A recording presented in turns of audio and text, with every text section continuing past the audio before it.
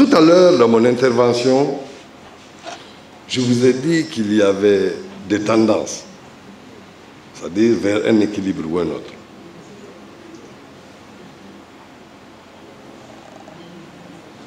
Franchement, la fête du 9 février, elle était fêtée jusqu'en 1984, n'a pas été supprimée par les autorités d'aujourd'hui. Elle a été supprimée avant, en tant que fête nationale des femmes. Bon, en tant que telle, les autorités guinéennes ne participent que,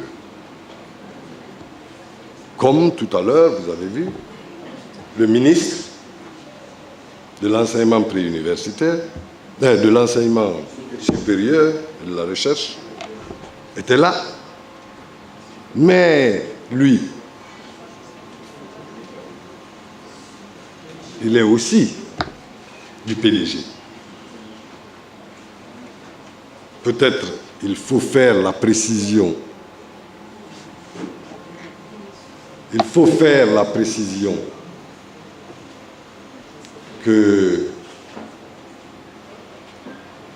le PDG n'a pas proposé.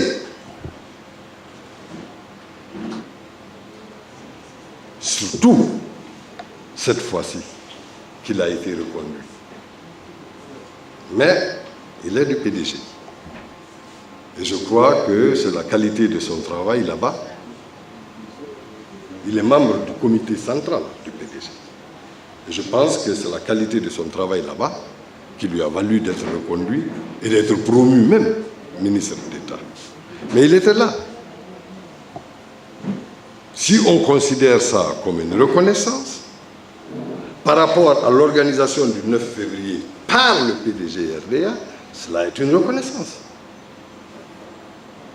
Mais comme je vous ai dit, Mbalia Camara n'appartient pas au PDG. C'est une militante du PDG. Mais le PDG l'a produite pour la nation guinéenne, pour la nation africaine.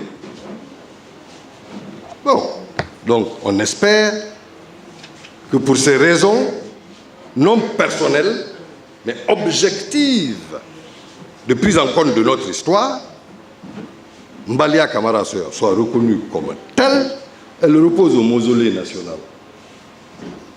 Comme tant d'autres. Comme tant d'autres.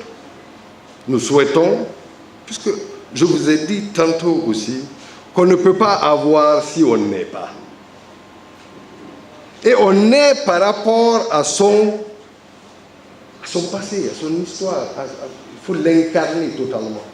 Donc nous souhaitons que les autorités guinéennes fassent un effort supplémentaire pour reconnaître ces dignes fils de Guinée et leur donner la place qu'ils méritent. Donc voilà, en tant que parti politique, notre position, en tant que citoyen de la nation guinéenne, notre position. Nous souhaitons, les autorités guinéennes font ce qu'elles peuvent faire. Le problème en Guinée, c'est qu'il y a trop de politique politicienne.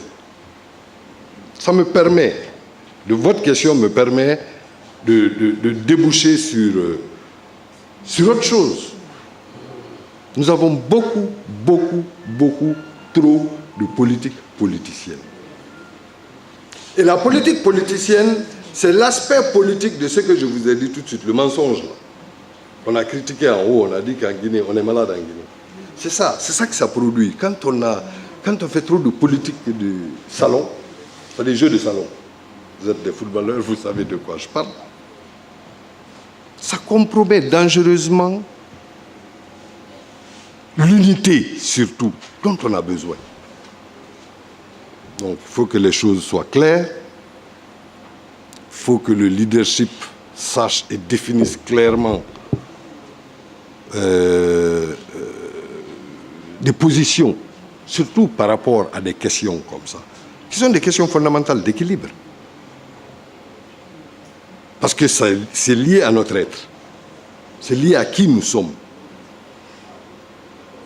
Ce n'est pas lié à ce que nous avons, certainement, mais c'est lié à qui nous sommes. Mais nous ne pouvons exploiter rationnellement et suffisamment ce que nous avons que quand nous aurons la maîtrise de qui nous sommes. On ne peut pas donc refuser des éléments qui participent à forger notre personnalité. Donc voilà un peu la position du PDG là-dessus. Okay.